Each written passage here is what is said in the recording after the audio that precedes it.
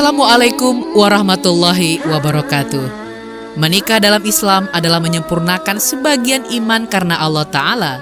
Oleh sebab itu menikah berarti melakukan ibadah atas nama Allah. Untuk itu sebagai umat muslim yang baik, tentu kita menginginkan memiliki sebuah keluarga yang islami, yaitu keluarga yang di dalamnya terdapat penegakan adab-adab Islam, baik yang menyangkut masalah perseorangan maupun yang menyangkut masalah anggota keluarga secara keseluruhan. Seperti halnya seorang suami dalam membangun rumah tangga. Suami adalah pasangan seorang istri. Suami sejatinya menjadi teladan kebaikan bagi istrinya. Dari suami pula, seharusnya seorang istri belajar teladan dalam setiap kebaikan agar kehidupan rumah tangganya harmonis. Maka seorang suami jangan sampai melakukan dosa kepada istri yang seharusnya ia cinta dan sayangi. Nah, berikut adalah 15 dosa yang harus diwaspadai para suami dalam membangun rumah tangga. Apa sajakah? Namun sebelum kita bahas, jangan lupa like, subscribe, dan share. Apa yang kamu tahu, yang lain juga harus tahu.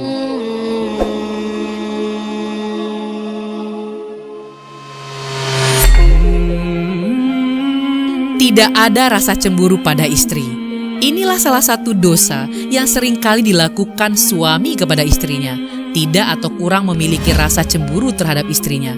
Suami bertipe semacam ini adalah suami yang tercela. Sebagaimana disebutkan dalam hadis, yaitu hadis Ibnu Umar radhiyallahu anhuma dengan sanad marfu sampai pada Nabi SAW di mana beliau bersabda, ada 3 orang yang Allah haramkan masuk surga, yaitu pencandu khamar, orang yang durhaka pada orang tua, dan orang yang tidak memiliki sifat cemburu yang menyetujui perkara keji pada keluarganya. Hadis riwayat Ahmad. Adapun maksud ad-dayut sebagaimana disebutkan dalam Al-Mu'jam Al-Wasit adalah para lelaki yang menjadi pemimpin untuk keluarganya dan ia tidak punya rasa cemburu dan tidak punya rasa malu. Tidak setia terhadap istri. Katakanlah kepada orang laki-laki yang beriman, hendaklah mereka menahan pandangannya dan memelihara kemaluannya. Yang demikian itu lebih suci bagi mereka. Sesungguhnya Allah Maha mengetahui apa yang mereka perbuat. Dan katakanlah kepada wanita yang beriman, hendaklah mereka menahan pandangannya dan kemaluannya. Quran Surat An-Nur ayat 30 dan 31.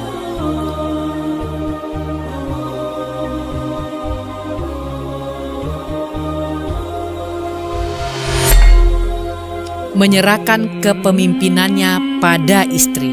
Dalam keseharian, bahkan dalam kehidupan sebuah masyarakat muslim sekalipun, terkadang masih ditemui kendali kepemimpinan rumah tangga diserahkan kepada seorang istri. Seperti halnya istri memilih untuk bekerja demi menafkahi perekonomian keluarga. Namun hal ini tentu tidak bisa menjadi alasan bagi suami untuk menyerahkan tampuk kepemimpinan rumah tangga dalam hal mencari nafkah. Terlebih lagi jika suami malah memilih bersantai dan membiarkan istri yang bekerja. Bahkan Rasulullah SAW pernah bersabda tentang satu janji bahwa tidak akan beruntung suatu kelompok jika kepemimpinannya diserahkan kepada seorang wanita. Dari Abu Bakar, ia berkata, Rasulullah SAW bersabda, tidak akan beruntung suatu kaum yang dipimpin oleh seorang wanita. Hadis riwayat Ahmad, Bukhari, Tirmizi, dan Nasai. Meluapkan emosi pada istri.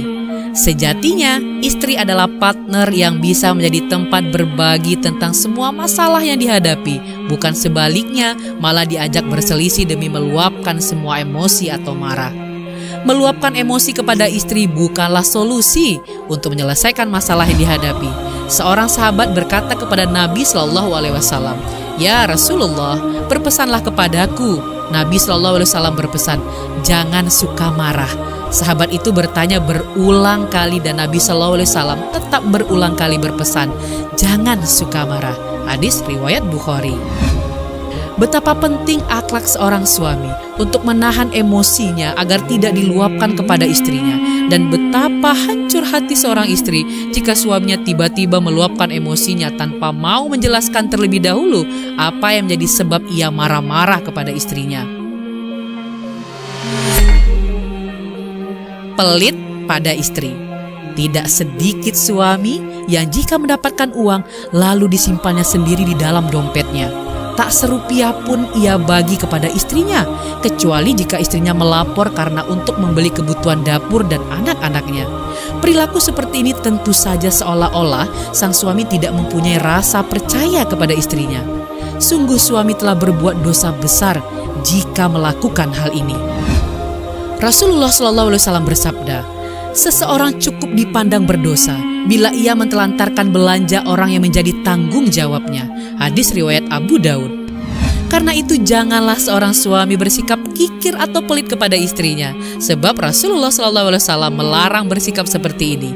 Dari Aisyah radhiyallahu anha yang menyatakan bahwa Hindun binti Utbah pernah mengadu kepada Nabi SAW, "Wahai Rasulullah, sesungguhnya Abu Sufyan suamiku tidak memberikan nafkah yang cukup kepadaku dan kepada anak-anakku." Rasulullah SAW bersabda, "Ambillah hartanya dengan cara yang ma'ruf, dengan cara yang baik, sebanyak yang dibutuhkan olehmu dan anak-anakmu." Hadis riwayat muttafaq alaih.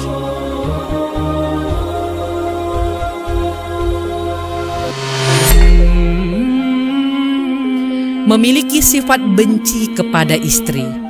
Memiliki sifat benci terhadap istri merupakan salah satu bentuk dosa suami terhadap istri. Janganlah seorang suami yang beriman membenci istrinya yang beriman. Jika dia tidak menyukai satu akhlak darinya, dia pasti meridhoi akhlak lain darinya. Hadis riwayat Muslim.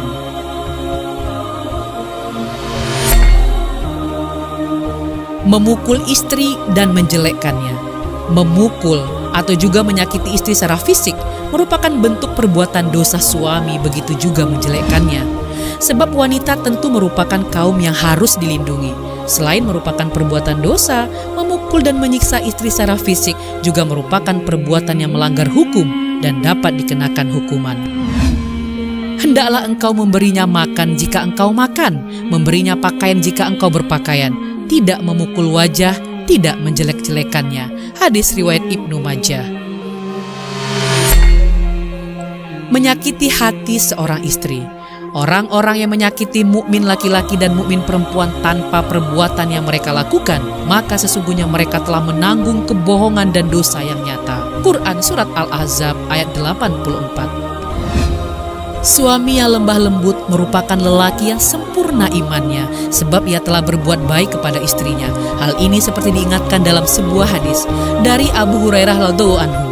Ia berkata bahwa Rasulullah SAW bersabda, orang mukmin yang paling sempurna imannya adalah yang terbaik akhlaknya, dan orang terbaik di antara kalian adalah yang terbaik terhadap istrinya. Hadis riwayat Tirmizi.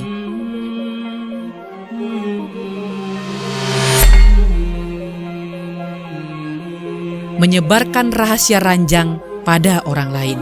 Jika ada seorang suami yang tanpa merasa berdosa menceritakan rahasia ranjang bersama istrinya kepada orang lain, selain secara akal sehat adalah sebuah perilaku yang tidak bisa diterima akal sehat, juga dilarang oleh Nabi SAW. Nabi SAW bersabda, sesungguhnya manusia paling jelek kedudukannya di sisi Allah pada hari kiamat adalah laki-laki yang menggauli istrinya kemudian dia sebarkan rahasia ranjangnya. Hadis riwayat Ibnu Abi Saibah, Ahmad dan Muslim.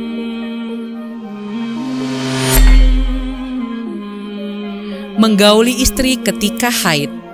Di antara dosa seorang suami yang sering dilakukan pada istrinya adalah menggaulinya saat ia haid. Firman Allah Ta'ala, mereka bertanya kepadamu tentang haid. Katakanlah, haid itu adalah suatu kotoran. Oleh karena itu, hendaklah engkau menjauhkan diri dari wanita atau istri di waktu haid. Dan janganlah kamu mendekati mereka sampai mereka suci. Bila mereka telah suci, maka campurilah mereka itu di tempat yang diperintahkan Allah kepadamu. Quran Surat Al-Baqarah ayat 222.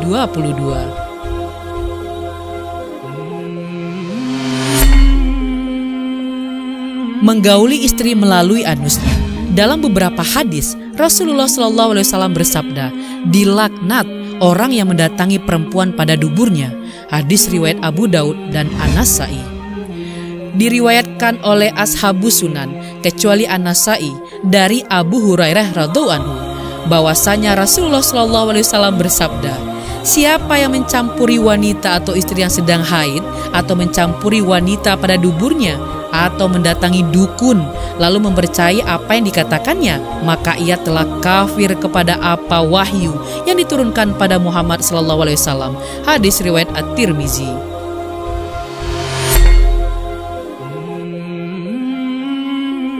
Berburuk sangka pada istri. Tidak pantas orang suami berburuk sangka kepada istri yang telah ia halalkan kehormatannya dengan 2 kalimat syahadat. Rasulullah SAW bersabda, jauhilah sifat berprasangka, karena sifat berprasangka itu adalah sedusta-dusta pembicaraan. Dan janganlah kamu mencari kesalahan, memata-matai, janganlah kamu berdengki-dengkian, janganlah kamu membelakang-belakangi, dan janganlah kamu benci-bencian.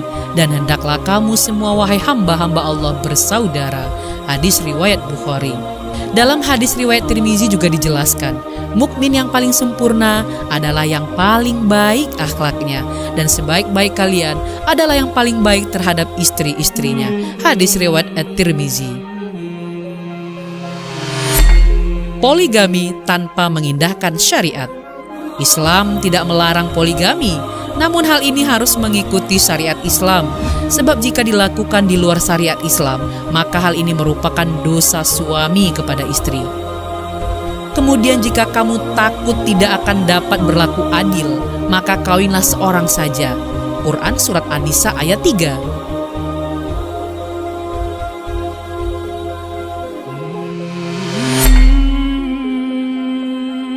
Enggan membantu istri dalam pekerjaan rumah. Tidak sedikit suami yang ogah membantu pekerjaan domestik rumah tangga. Padahal Rasulullah sendiri telah mencontohkan untuk membantu istri dalam persoalan rumah pun sekalian. Beliau Rasulullah membantu pekerjaan istrinya. Jika datang waktu sholat, maka beliau pun keluar untuk sholat. Hadis riwayat Bukhari. Tidak mengajarkan ilmu agama. Perbuatan dosa suami terhadap istri adalah tidak mengajarkan ilmu agama kepada istri. Padahal sudah menjadi kewajiban suami untuk memelihara diri dan keluarga yang dipimpinnya dari perihnya azab kubur dan siksa neraka. Sebagaimana dalam firman Allah Subhanahu wa Ta'ala berikut. Hai orang-orang yang beriman, peliharalah dirimu dan keluargamu dari api neraka yang bahan bakarnya adalah manusia dan batu. Penjaganya malaikat-malaikat yang kasar, keras, dan tidak mendurhakai Allah terhadap apa yang diperintahkannya kepada mereka, dan selalu mengerjakan apa yang diperintahkan. Quran Surat At-Tahrim ayat 6. Itulah beberapa dosa suami yang sering dilakukan kepada istrinya. Sebagai seorang suami, semestinya berhati-hati dan berakhlaklah sesuai akhlak Nabi SAW dalam membangun bahtera rumah tangga. Wallahu a'lam bishawab.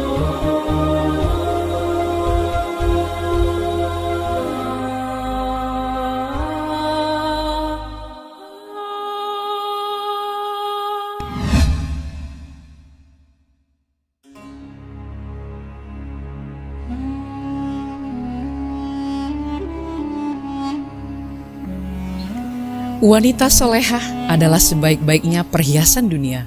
Wanita memiliki karakter yang spesial, oleh karena itu juga harus diberi perlakuan spesial.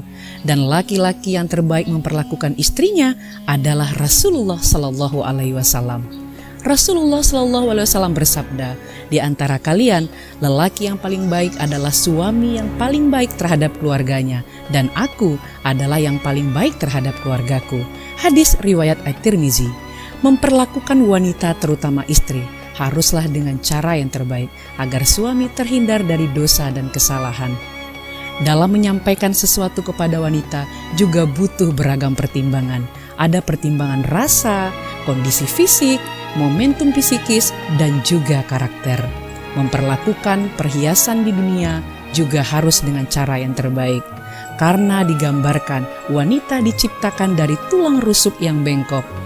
Jika seorang lelaki memaksakan kehendaknya kepada seorang wanita, maka tulang rusuk itu akan patah.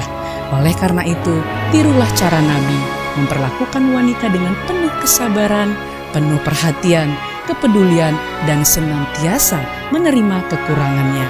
Dengan demikian, maka seorang wanita akan menjadi partner terbaik hidup bagi seorang suami.